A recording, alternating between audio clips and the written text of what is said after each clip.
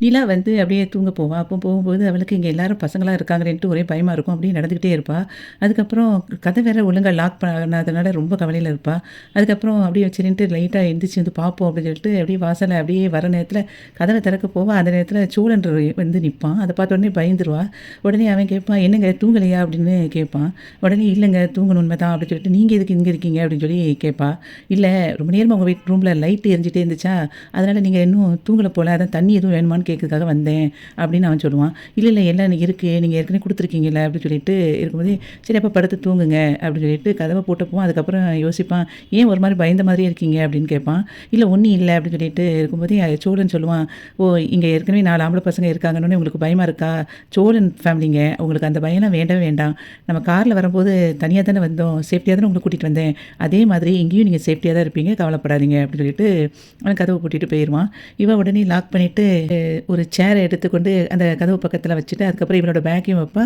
அப்புறம் ஒரு டீப்பாய் கிடக்கும். அதையும் கொண்டு வச்சுட்டு, அப்பாடா! அப்படின்னு சொல்லிட்டு நிம்மதியா போய் படுப்பா. படுத்தப்போ அவங்க அப்பா சொன்னது ஞாபகம் இருக்கும். "நீ நல்லாவே இருக்க மாட்ட நிலா" அப்படின்னு சொன்னத ஞாபகத்துல வச்சுக்கிட்டே அப்படியே படுத்து அப்படியே தூங்கிருவா. காலையிலேயே நடேசன் வந்து டீ கடைக்கு போவான். அப்போ அவங்க அண்ணன் அங்க டீ குடிச்சிட்டு இருப்பான். அப்ப அவன பார்த்துட்டு இருக்கும்போதே டீ கடைக்காரன்ட்ட சொல்லுவான், "ஒரு 2 டீ 4 வடை" அப்படிம்பான். "எதுக்கு 2 டீன்னோனே?" "நான் என் காசு என்னனாலும் கேட்பேன். நீ குடுடா" அப்படின்னு சொல்லிட்டு இருக்கும்போதே, அவங்க அண்ணன் இவன பார்த்தோனே எந்திரிச்சு போவான். உடனே அவன பிடிச்சு, "இருங்க அண்ணன், எதுக்கு கிளம்புறீங்க?" அப்படின்னு சொல்லிட்டு இருக்கும்போதே, பக்கத்துல டீ குடிச்சிட்டு இருக்கிறவங்க கேட்பாங்க, "என்ன நடேசா, உன் குடும்பத்திற்கு வந்திருக்க மருமகா பெரிய இடம் போல" அப்படிங்கும்போதே, "ஆமா கோடீஸ்வரியவா" அப்படின்னு சொல்லிட்டு இருக்கு. "வெளியூர்லேருந்து வந்திருக்கால்ல, பார்த்தியா என் பையனுக்காக லவ் பண்ணி வந்திருக்கா. அதான் ட்ரூ லவ்" அப்படின்னு சொல்லி அவர் சொல்லும்போது, அவங்க அண்ணன் சொல்லுவான் சிதம்பரம், "அதாவது அவன் பையன் வெளியூர்லேருந்து தான் பொண்ண கூட்டிட்டு வந்திருக்கான். உள்ளூர்ல பொண்ணு கிடைக்கவே கிடைக்காது. அவன் என்ன போய் சொல்லிட்டுலாம் வந்தவனோ தெரியல." அப்படிங்கும்போது நடேசன் சொல்லுவாரு, "ஏன் உன் பையன் தான் ஃபாரின்ல இருக்கான். அவன் யாரையும் அப்படி கூட்டிட்டு வந்திருக்கானா?" அப்படின்னு சொல்லி சொல்லும்போது அவங்க அண்ணன் அமைதியாயிருவாரு.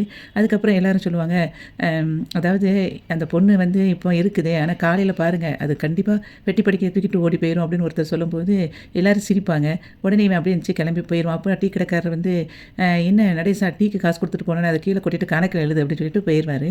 வீட்ல சேரன் வந்து வாசல்ல அப்படியே மறைச்சிட்டே நின்னுட்டுருப்பான். அப்போ பல்லவன் அப்படியே ஆடிக்கிட்டே அப்படி வயித்த பிடிச்சிட்டுருப்பான். அப்போ இவன் கேட்பான், சோழன் "என்னடா?" அப்படின்னோனே, "பாருண்ணே அண்ணன் வந்து என்னைய பாத்ரூமுக்கு கூட விட மாட்டேங்குது" அப்படின்னு சொல்லும்போது, "எதுக்குண்ணே?" அப்படின்னு சொல்லிட்டு கேட்பான் சோழன். அதுக்கு வந்து சேரன் சொல்லுவான், "இல்லடா பாத்ரூம் நல்லா கிளீனா இருக்கு.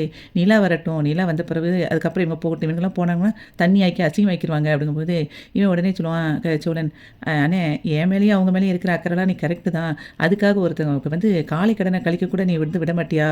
அப்படின்னு சொல்லிட்டு வேகமா வந்துட்டு டக்குனு அவன் ஃபர்ஸ்ட்டு ஓடிருவான். "என்ன நான் போனோனே அதுக்குள்ள நீ போயிட்டியே" அப்படிங்கும்போது பாண்டியன் பக்கத்துல இருந்து சொல்லுவான், "அவனே ஒரு சுயநலவாதி. அவன்கிட்ட போய் நீ உன் நியாயத்த போய் பேசிட்டு இருந்தியாக்கும்" அப்படின்னு சொல்லி அவன் திட்டிட்டு இருப்பான். அதுக்கப்புறம்